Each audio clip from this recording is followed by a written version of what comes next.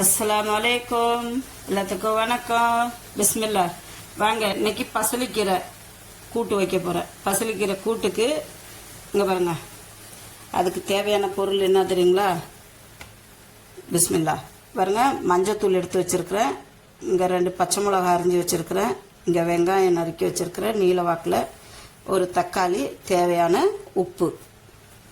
இங்கே இந்த பசலிக்கீரையோட தண்டு நறுக்கி வச்சுருக்கிறேன்.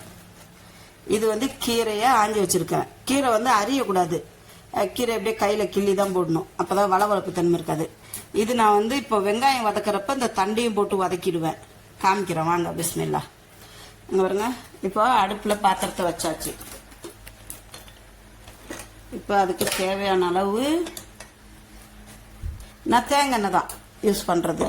பாருங்க, தேங்காய் எண்ணெய்.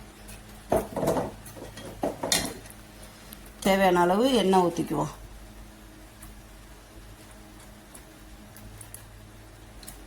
தேவையான அளவு எண்ணெய் ஊற்றியாச்சு.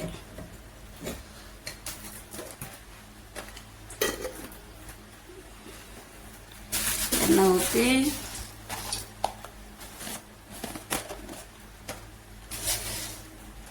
கொஞ்சம் இது கருஞ்சீரகம், மிளகு, ஜீரகம் இதெல்லாம் மிக்ஸ் பண்ணுது. ஏன்னா நான் கருஞ்சீரகம் எல்லா சாப்பாட்டுலேயும் சேர்த்துக்குவேன்.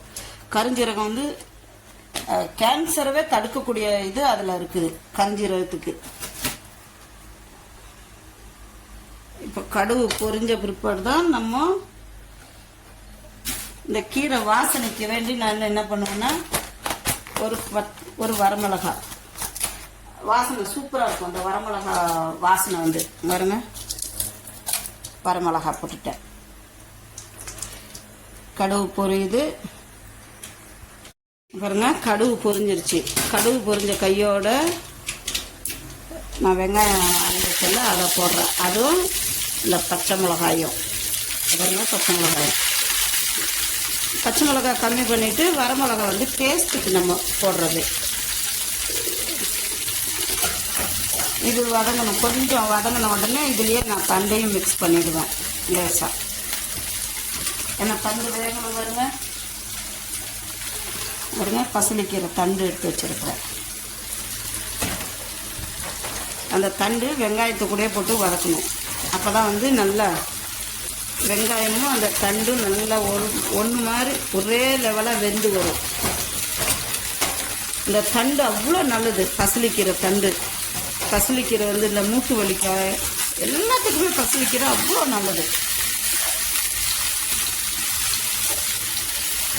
இப்போ இதை போட்ட கையோட நான் இங்கே பாருங்க, மஞ்சத்தூள், உப்பு, தக்காளி எடுத்து வச்சுருக்கிறேன். அதெல்லாம் இப்போ இங்கே போட்டு போகிறேன். போட்டுட்டு நல்லா இது வெந்து வரணும். கீரையை பார்ப்போம்னா இதை பாருங்க.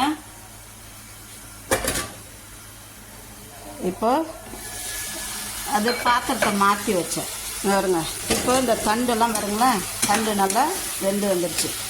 இந்த ஸ்டேஜில் நான் இஞ்சி, பூண்டு, கருவேப்பிலை, பச்சை மிளகா மிக்சியில் போட்டு அரைச்சி இந்த மாதிரி பாக்ஸில் ஊற்றி கட் பண்ணி வச்சுருப்பேன்.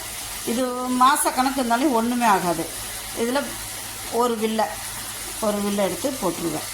இது ஒரு 2 நிமிஷம். அப்புறமா கீரை அள்ளி வைக்கணும் பாருங்க.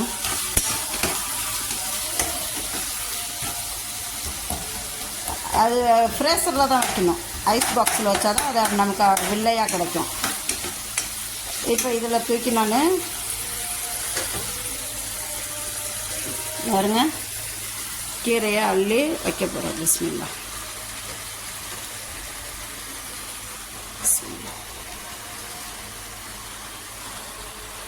இது ஒரு 2 நிமிஷம் மூடி போட்டு வைப்போம். கீரை சுண்டின உடனே காமிக்கிறேன் வாங்க. இங்கே பாருங்க, கீரை போட்டு ஒரு 2 நிமிஷம் 3 நிமிஷம் ஆயிடுச்சு. இங்கே பாருங்க, கீரை அப்படியே அமைங்கிடுச்சு பார்த்தீங்களா? இந்த இதில் நம்ம பெரட்டி விடணும். பெரட்டி விட்டோமா நம்ம இஞ்சி பூண்டு பேஸ்ட்டு போட்டிருக்கோம்ல, உப்பு போட்டிருக்கிறது எல்லாம் ஒன்றா இதாகும். இது வந்துச்சுன்னா கொஞ்சம் தேங்காய் பால் ஊற்றிக்குவேன். வேணும்னா தேங்காய் பால் ஊற்றலாம், இல்லைன்னா வேண்டியதில்லை. தேங்காய் பால் ஒன்றும் கண்டிப்பாக ஊற்றணுன்னு அவசியம் கிடையாது. வேணுன்றவங்க ஊற்றிக்கலாம். இந்த கீரையில் நல்லா தண்ணி விடும். இது மாசமாக இருக்கிறவங்களுக்குலாம் ரொம்ப நல்லது. மாசமாக இருக்கிறவங்க நல்லா சாப்பிட்லாம். இது தண்ணி மாதிரியும் வச்சு சாப்பிட்லாம், இல்லைன்னா அப்படியே பெரட்டின மாதிரியும் வச்சு சாப்பிட்லாம்.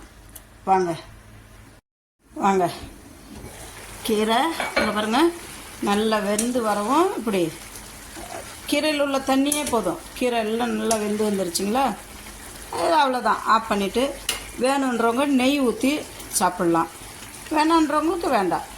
நான் நெய் போட்டு சாப்பிடுவேன், எனக்கு நெய் ரொம்ப பிடிக்கும். பருப்பு இந்த மாதிரி கீரை ஐட்டத்துலலாம் நெய் போட்டு சாப்பிடுவேன். பாருங்கள் வெந்துருச்சு. இனி சாப்பிட்றது மட்டும்தான் பாக்கி. வாங்க பிஸ்மில்லா, வாங்க பிஸ்மில்லா சாப்பிட்லாம். இன்றைக்கி சாப்பாட்டில் என்னென்ன ஸ்பெஷல்னு பார்க்குறீங்களா? வாங்க இங்கே பாருங்க, இங்கே வெள்ளை சாதம் இருக்குது, இங்கே பசலிக்கீரை சுண்டி வச்சுருக்கேன். பசலிக்கீரையில் உள்ள நீர் தான் இது. இது வந்து பருப்பு ரசம், நான் சிம்பிளாக தான் வச்சுருக்கேன். இது வந்து மட்டன் கறி. இங்கே வந்து நான் சலடுக்கு இங்கே பாருங்க, இங்கே கேரட் கொஞ்சம் எடுத்திருக்கேன், இங்கே முளை கட்டின சிறுபயிறு கொஞ்சம், வெள்ளரி பிஞ்சு பகுதி, ஏன்னா ஒரு ஆளுக்கு தானே. அப்புறம் கொஞ்சமாக லெமனு, இந்த லெமனையும் புளிஞ்சு விட்ருவோம். உப்பு போட்டதை நான் உங்களுக்கு காமிக்கலை, உப்பு போட்டுட்டேன் ஆல்ரெடி. கொஞ்சமாக போட்டுட்டு அதில் இருக்க வித்து எடுத்துருவோம். அப்புறம் வந்து இங்கே நெய் எடுத்து வச்சுருக்குறேன் பாருங்க, இது இந்தியா, இது அமுல். வாங்க